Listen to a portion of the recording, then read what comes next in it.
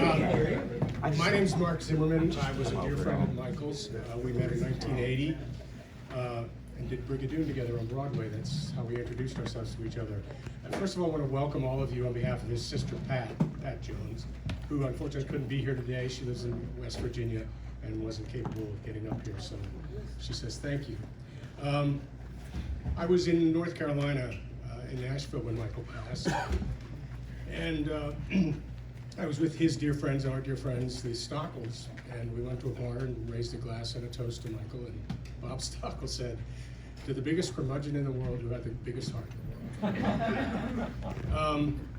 I'm just going to bring you up to speed on what Michael lived through in the last 10 years. Some of you don't know, because Michael was a very private person and didn't really care that the world knew what was going on with his life, but I knew because we were so close. He was diagnosed with melanoma about 10 years ago. And in those days, at that time, that diagnosis was a death sentence. But for Michael, he was fortunate enough to be diagnosed right when immunotherapy was just coming onto the market. And he bought himself 10 years. And it was quite a journey, and he was very upbeat and very positive for most of it. The last year and a half, however, with COVID, it became a challenge. He was diagnosed with intestinal cancer at one point, and many of us went to the hospital with him, Susan, myself, Andrew, and he had 23 feet of his intestines removed, but survived that and was hale and hearty after that. Then he had a brain cancer, a brain tumor. Jill and I were there for that operation. After the operation, the doctor came to us and said, "Would you like to see Michael?" And I thought, okay, I'll see him unconscious in a bed somewhere.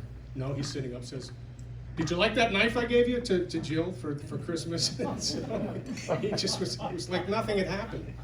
Then it started to go downhill. In the middle of COVID, he had a growth on his adrenal gland, and I took him to the hospital in Bethlehem to get the operation, and I couldn't stay. It was very frustrating. I had to drop him off at the front of the hospital and say goodbye. I drove all the way back up here to the Poconos, and as I was pulling into my driveway, he called me and said, "You have to come pick me back up again." I said, "What?" He said, "Yeah, they can't operate." I said, "Why?" He said, "Because they found another brain tumor." So I went back, picked him up. He went to his cancer doctor, and the doctor said, "Well, we're going to treat this with chemo and radiation," and they did. And then he got well enough to then have the adrenal gland operation again. And at that point, we were allowed to be in the waiting room, or in the waiting room while he was being operated on. And then the doctor came out. I was the only person there, and the doctor came out and said, "I need to speak with you." And he said, "The news is not good." And I said, "Well, what's wrong?" And he said,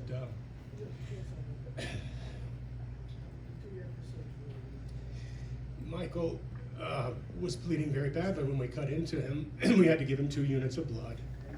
And so when we got to the growth on his adrenal gland, it's normally a polyp that I just pull up and I slice off. But unfortunately, because it took so long to get to this operation, it had attached itself to the adrenal gland. And they didn't feel comfortable in removing it because it would have required more transfusions, and it was just too much. So they sewed him back up, and they said, "We'll treat that and his brain tumors with chemo and radiation." But it was a slippery slope after that. He would go back to the hospital once every 2 or 3 weeks, get a unit or 2 of blood. He was bleeding internally. We didn't know what was going on. And finally, when I was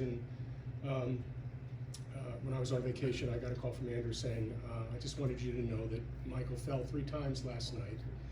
And twice I was able to get him up. The 3rd time I couldn't, so I made him comfortable. He slept on the floor, and then this morning we called the ambulance. He went to St. Luke's here in Bartonsville. They then medevaced him down to Bethlehem, did a scan of his brain and said, "The brain cancer has just spread, and we're going to put you on hospice." And he was dead 2.5 weeks later. I will say this hospital staffs were just terrific. They, forgive me, they did everything they could to make sure he wasn't in pain. It's when they told him that he had to go to a home for a hospice care, he said, "As long as it doesn't smell and it's clean, I don't care," which was typical Michael. And then, fortunately, we were able to get him into the actor's home, which is where he wanted to be, I think, for the last 3 days of his life. I don't know how cognizant he was of that when he was there, but it made me feel good that I was able to accomplish that. So I hope that brings you up to speed on what his life was like these last 10 years and the valiant battle he waged. And I'd also like to take this moment to thank the people that have helped me. I'm his executor, who have helped me, especially Ruth and Mary, my wife, Jill, Jan, Lee Herndon, Andrew, and Craig. It's a mess. He had a house full of stuff, and you will witness the fact that all the stuff that's on the tables is from Michael. Everything that you see the decorations were stuff that we found. And as you leave, please take something. The candles, the pumpkins, except for the big pumpkins in the middle of the tables, those are already spoken for. But everything else, please take them with you and have a little memento of Michael. And there's bags in the back for you to put things in. And also, don't take the pictures. I have to send those to his sister. So without further ado, we're going to let Michael do a little talking here. We're going to see a little bit of Michael on the screen here. Thank you.